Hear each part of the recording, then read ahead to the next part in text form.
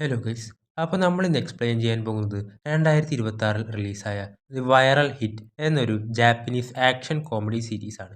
മൊത്തം 6 എപ്പിസോഡുകളാണ് ഈ സീരീസിൽ വരുന്നത്. അപ്പോൾ നമുക്ക് നേരെ എക്സ്പ്ലനേഷനിലോട്ട് കടക്കാം. അതിനു മുമ്പ് എൻ്റെ ചാനൽ ഇതുവരെ സബ്സ്ക്രൈബ് ചെയ്തില്ലെങ്കിൽ തീർച്ചയായും സബ്സ്ക്രൈബ് ചെയ്യുക. ഈ എപ്പിസോഡിൻ്റെ തുടക്കത്തിൽ കാണിക്കുന്നത് ഒരുത്തനെ ഒരു കൂട്ടം പയ്യന്മാർ ചേർന്ന് തല്ലുമ്പോൾ ഷിൻജോ ആയിരിക്കും അവനെ വന്ന് രക്ഷിക്കുന്നത്. എന്നിട്ട് ആ പയ്യൻ ഇവൻ്റെ പിന്നാലെ തന്നെ വരും. നീ ഒരു ടൈക്കോണ്ടോ ചാമ്പ്യനാണെന്ന് ഞാൻ കേട്ടിരുന്നു, എന്നെയും പഠിപ്പിക്കുമോ? അപ്പോൾ ഒരുപാട് ലേറ്റായിപ്പോയി, ഞാൻ അതൊക്കെ നിർത്തിയിട്ട് കുറച്ചായി. അപ്പോൾ എനിക്കും സ്ട്രോങ് ആവണമെന്ന് പറയും. എന്നിട്ട് അവനെ തന്നെ കൊന്നതായിട്ടാണ് കാണിക്കുന്നത്. ശേഷം പ്രസൻറ്റ് കാണിക്കുന്നു. ഇവിടെ ഷിമുറയെ അടിച്ചിട്ടേക്കാണ്. മഞ്ഞ തലയിൽ പേടിച്ച് പോലീസിനെ വിളിക്കാൻ നിൽക്കുമ്പോൾ അവനും കിട്ടും രണ്ടെണ്ണം. എന്നിട്ട് വീണ്ടും ഷിമുറയെ നന്നായി അടിക്കാൻ തുടങ്ങും. ഇതൊക്കെ ലൈവിൽ ഓഗിയും അവൻ്റെ കോച്ചും കാണുന്നുണ്ട്. മഞ്ഞത്തലയിൽ മതിയടാ, നമുക്ക് തോറ്റു കൊടുക്കാടാ, ഇല്ലെങ്കിൽ നിന്നെ ഇവൻ കൊല്ലും. പക്ഷെ ഷിമുറ വീണ്ടും എഴുന്നേൽക്കും. എൻ്റെ ആകപ്പാടെയുള്ള ഒരു ഫ്രണ്ടാണവൻ, അവനെ തൊട്ട നിന്നോട് ഞാൻ ക്ഷമിക്കില്ല. അപ്പോൾ വീണ്ടും ഒരു ചവിട്ട് കൊടുക്കും.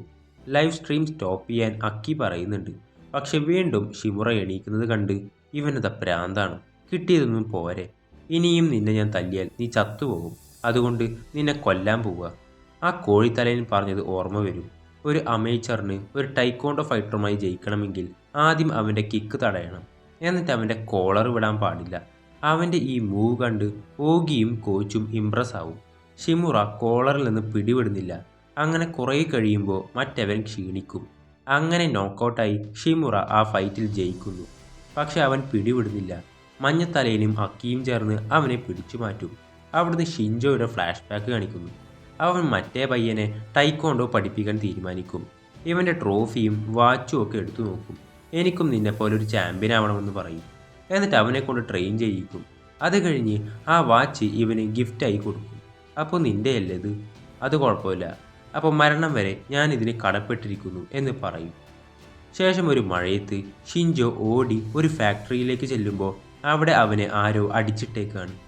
എന്നോട് ക്ഷമിക്ക്, എനിക്ക് നിൻ്റെ അത്ര സ്ട്രോങ് ആവാൻ കഴിഞ്ഞില്ല. അവിടെ വെച്ച് അവൻ മരിക്കുന്നു. ആ സമയത്തും ആ വാച്ച് അവൻ്റെ കയ്യിൽ തന്നെ ഉണ്ടായിരുന്നു. ശേഷം പ്രസൻറ്റ് കാണിക്കുന്നു. അവന് ബോധം വരാനായി ഓരോന്ന് ചെയ്യുന്നുണ്ട്. പെട്ടെന്ന് അവൻ കണ്ണു തുറക്കും. എനിക്കിനി നിങ്ങളുടെ മുഖം തന്നെ കാണണ്ട എന്ന് പറഞ്ഞ് അവിടുന്ന് പോകുന്നു. ആ നേരം ആ വാച്ച് അവിടെ കിടക്കുന്നതായി അക്കി കാണുന്നു. ശേഷം ബാഡ് ഫെലോസ് എന്ന ഷോക്ക് ഇപ്പോൾ ഒരു തകർച്ച സംഭവിച്ചിരിക്കുകയാണ്. വൈറൽ ഹിറ്റിൻ്റെ ഈ ഒരു വീഡിയോയും ട്രെൻഡിങ് ആയ സ്ഥിതിക്ക് ഇവരുടെ ഡിമാൻഡ് കുറഞ്ഞു. ഇവരുടെ സ്റ്റേജിലാണെന്നും സ്ക്രിപ്റ്റഡ് ആണെന്നും ഒക്കെയാണ് കമൻസിൽ കൂടുതൽ. അപ്പോൾ അതിൻ്റെ ഓണറായിട്ടുള്ള കുവാറ്റയും അവിടെയുണ്ട്. ഇപ്പോഴാണ് കാര്യങ്ങൾ കുറച്ചുകൂടെ ഇൻട്രസ്റ്റിംഗ് ആയതെന്ന് പറയും. ശേഷം ഓഗി സാമിയയ്ക്ക് മെസ്സേജ് അയക്കും. ഷിമുറ ഫൈറ്റിൽ ജയിച്ചു, ഒന്നും പേടിക്കാനില്ലെന്ന് പറയും. അത് കേൾക്കുമ്പോൾ അവൾക്ക് സമാധാനമാവും. പക്ഷെ ആ മെസ്സേജ് അയച്ചത് അവളുടെ അച്ഛൻ തന്നെയായിരിക്കും. നിനക്ക് ആ പയ്യനെ കുറിച്ചോർത്താണോ പേടി? അല്ലെങ്കിലേ നിൻ്റെയും അവൻ്റെയും വീഡിയോസ് വൈറലാണ്. ഞാൻ പറഞ്ഞതല്ലേ ഇനി അവനുമായി ഒരു കോണ്ടാക്റ്റ് വെക്കരുതെന്ന്. അപ്പോൾ ഇനി അങ്ങനെ ഉണ്ടാവില്ലെന്ന് പറയും. ശേഷം ഇതോടെ വൈറൽ ഹിറ്റ് 1 മില്യൺ സബ്സ്ക്രൈബേഴ്സ് ആയിട്ടുണ്ടാവും. അത് കണ്ട് അവർ ഹാപ്പിയാവും. അത്യാവശ്യം ഒരുപാട് കാശും അതിലൂടെ കിട്ടിയിട്ടുണ്ട്. അപ്പോൾ അമ്മയുടെ ചികിത്സയ്ക്ക് കുറച്ചുകൂടെ ക്യാഷ് ആവശ്യമുണ്ടെന്ന് അവന് മനസ്സിലാവും. ശേഷം അവൻ സ്കൂളിലേക്ക് വരും. ഇപ്പോൾ അവർ 3 പേരും സെലിബ്രിറ്റീസാണ് സ്കൂളിൽ. ഒരുപാട് ഫാൻസ് ആയിരിക്കും. അതുപോലെ അക്കിയൊക്കെ ഭയങ്കര വിലയായിരിക്കും ബാക്കി പെണ്ണുങ്ങൾക്ക്. അതിനനുസരിച്ച് ഇവരുടെ സബ്സ്ക്രൈബേഴ്സും കൂടുന്നുണ്ട്. അങ്ങനെ ഇവർ ലൈഫ് നന്നായി എൻജോയ് ചെയ്യാൻ തുടങ്ങും. എന്നിട്ട് ഷോപ്പിങ്ങിനായി കയറും. നീ സാമിയനൊക്കെ കാണാൻ പോകുന്നതല്ലേ, ആ ഷൂ ഒന്ന് മാറ്റ് എന്ന് പറഞ്ഞ് പുതിയൊരു ഷൂ കൊടുക്കും. ഇത് കേട്ട അക്കി ഒന്ന് സാഡാവും. ശേഷം അവൻ്റെ അമ്മയ്ക്കും പുതിയൊരു ഡ്രസ്സ് വാങ്ങി കൊടുക്കും. എന്നിട്ട് അവൻ സാമിയയ്ക്ക് മെസ്സേജ് അയക്കും. നാളെ തൊട്ട് ഞാൻ വർക്കിന് കയറാണ്, അവിടെ വെച്ച് മീറ്റ് ചെയ്യാം എന്നൊക്കെ പറഞ്ഞ്. ശേഷം റൂമിയെ കാണിക്കുന്നു. അവൾക്ക് അവിടുത്തെ CEO ഒരു വർക്ക് കൊടുക്കും. കുറേ ക്ലയൻസിൻ്റെ പേര് കാണിച്ച് ഇതിൽ ഏതും നിനക്ക് തിരഞ്ഞെടുക്കാം എന്ന് പറയും. അത് വലിയ ബിസിനസ്സുകാരുടെയും റിച്ചായ ആൾക്കാരുടെയൊക്കെയാണ്. ഇവരെയൊക്കെ നമ്മുടെ സ്പോൺസേഴ്സ് ആണെന്ന് പറയും. അപ്പോൾ ഇവർക്കൊരു രാത്രി കിടന്നു കൊടുക്കാനാണ് ഇയാൾ ആവശ്യപ്പെടുന്നത്. അങ്ങനെ അവൾ അതിന് വഴങ്ങി. അവളുടെ റൂമിലേക്ക് വരുന്നത് വേറെ ആരുമല്ല, അത് സാമിയുടെ അച്ഛനായിരിക്കും. അവൾ അവിടെ ഇരിക്കുന്ന ഡ്രിങ്ക്സ് കുടിക്കുമ്പോൾ അത് ചായ ആയിരുന്നു. അതെ, നീ എന്ത് വിചാരിച്ചു, മദ്യമാണെന്നോ? നിനക്കതിനുള്ള പ്രായമായിട്ടില്ല.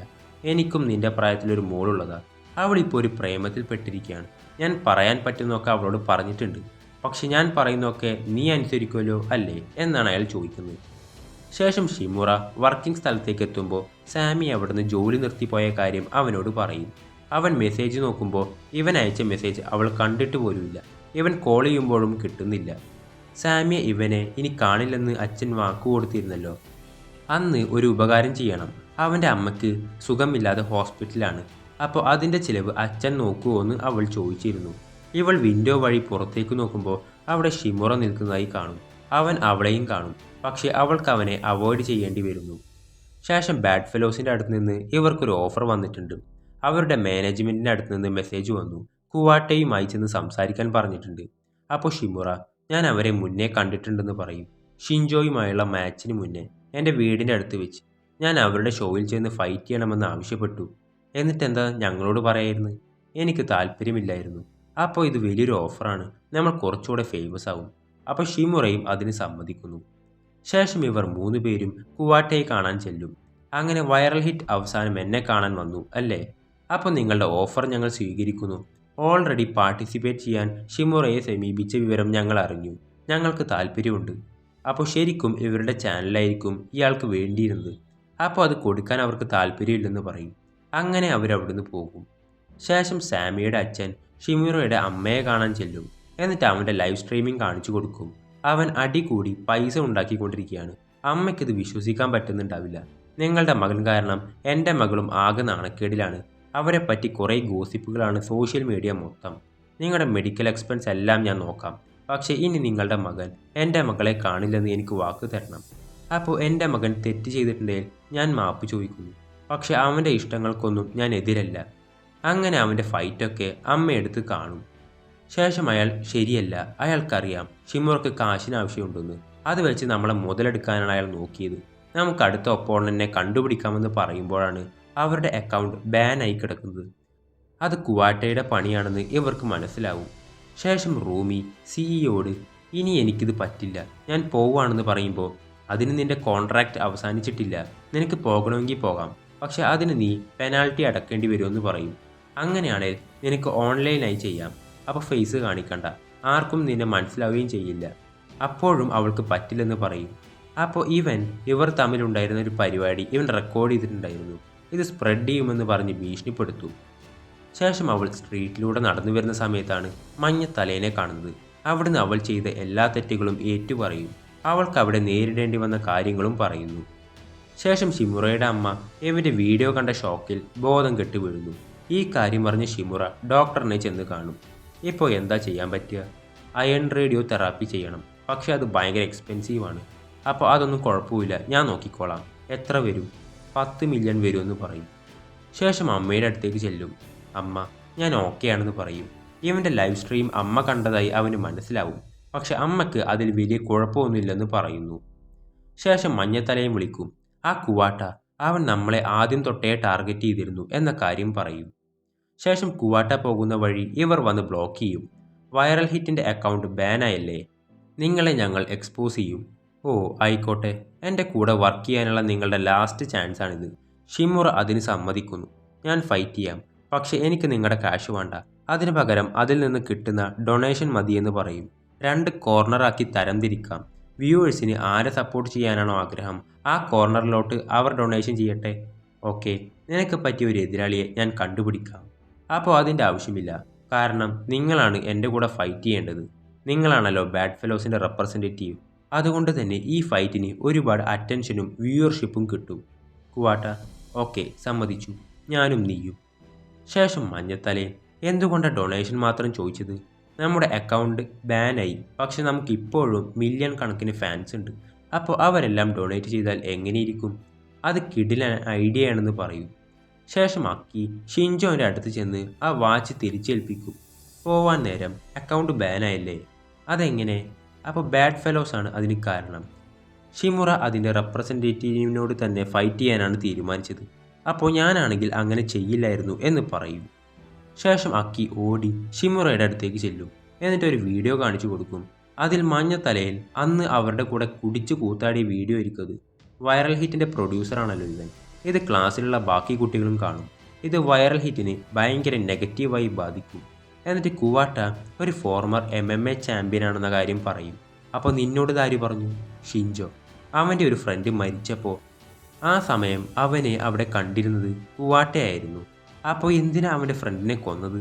അതെനിക്കറിയില്ല. പക്ഷെ ഇതിലൂടെ അവൻ ഭയങ്കര ഡേഞ്ചറാണെന്ന് മനസ്സിലായി. അതുകൊണ്ട് തന്നെ ഒരുപാട് ഡൊണേഷൻ കിട്ടാനും ചാൻസ് കുറവാണ്. ശേഷം ഇവർക്കുള്ള ഹെയ്റ്റ് കൂടും. ഞങ്ങളുടെ ക്യാഷ് തിരിച്ചതായോ എന്നും പറഞ്ഞ് അവൻ്റെ വീടിൻ്റെ ചുമരിൽ തന്നെ കുറേ പോസ്റ്റർ ഒട്ടിച്ചു വെച്ചിട്ടുണ്ടാവും. ഇവർക്ക് സ്കൂളിലും പോകാൻ പറ്റാത്ത അവസ്ഥയാണ്. കുറച്ച് കഴിഞ്ഞ് നോക്കുമ്പോഴാണ് അവരുടെ ചാനൽ ഡിലീറ്റായി പോയിട്ടുണ്ടാകും.